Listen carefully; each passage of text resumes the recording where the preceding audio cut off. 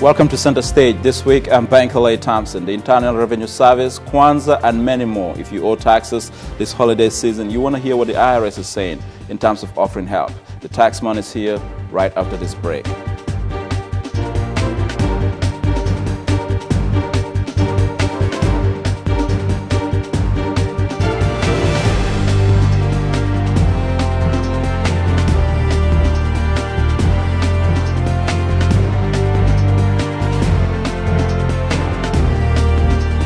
Welcome back. Joining us on the program this week is Luis Garcia, the spokesperson for the IRS in Michigan.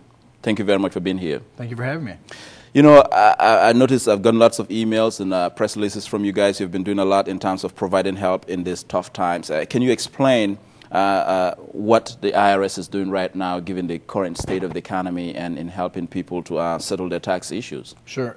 The main thing that we're doing now is everybody within the IRS understands that we're under new guidelines. One of the key things is we've got a lot more flexibility for the people who actually are knocking on your door and saying, you know, you owe, pay up. There's a lot more flexibility that they have that they didn't have in the past. Before it was, if you owe this much, you will pay this much, or you will pay this much in this number of payments. Now our revenue agents, our revenue officers have a great deal more flexibility to say, well, we understand you've been out of work for this amount of time, or we understand that your business is not doing well, so we can hold off on some of these penalties. The kind of discretion that people think we had, but now we do. So we're able to be much more flexible. We're able to work with people so that this isn't a burden that's preventing them from going out and getting a job or from increasing and expanding their businesses. That's the number one thing, but it's also outreach. We're making sure that people know they can call us, they can come to us. We're at 477 Michigan Avenue, right in the corner of Michigan and Cass, on the 20th floor. You can come in. We'll do your tax returns for you if you'd like. If the biggest that never problem happened before. You're doing people's tax returns. No, we always we always did them. But right. If especially people who owed or people who haven't filed, they're like, oh, well, should I go to the IRS to do my? Why would I go to the IRS to do my tax returns? And we tell people, look, it's your taxes are your taxes. It's not like we're going to hide one of your children and leave them off the return, or we're not going to give you extra money that's not there. Your taxes are pretty much straight, for most people, pretty much cut and dry. This many deductions, this many credits, and you know your exemptions are whatever you can legitimately claim. Right. And then this is what you owe, or this is your refund. So let us do that for you. We've had situations over and over again, especially with people who, as they get less hours, or they were working a lot and getting a lot of overtime. They're just working regular hours now, or some people are working really minimal hours. And they're trying to maximize those paychecks. So they go to the payroll office and they increase the number of exemptions on their W-4. End of the year rolls around, they owe money. First time in their lives, they're like, oh no, I owe money. And it's a lot of money in some cases. So they don't file a tax return. What they don't understand is if you don't file, if you owe and you don't file, the penalties and interest are huge compared to if you file and don't pay. It's actually 10 times as much in penalties and interest than just the small amount of interest that you would owe on a debt that you can't pay or that you're not paying. So we tell people, don't avoid it. Don't be scared. Don't be. We had an event a few weeks ago called Solution Saturday. Right. We opened up our doors on Saturday. People who had any kind of issue would come in, and over again, I think it was just astounding. People said, I can't believe how nice you guys are. I can't believe how professional you guys are. But the myth has always been that the IRS is going to grab you and send you to jail. There were people who said, I really thought I was going to turn the corner and you guys are going to put handcuffs on me because I owed so much money. And time and again, especially for people who are wage earners, we found people that they owed a lot of money one year, but because they've been underground and they haven't been filing their taxes, they've been missing out on credits. In some cases, big credits. We had a family of five, two spouse, 3 children. In earned income tax credit alone, they were eligible for $10,000.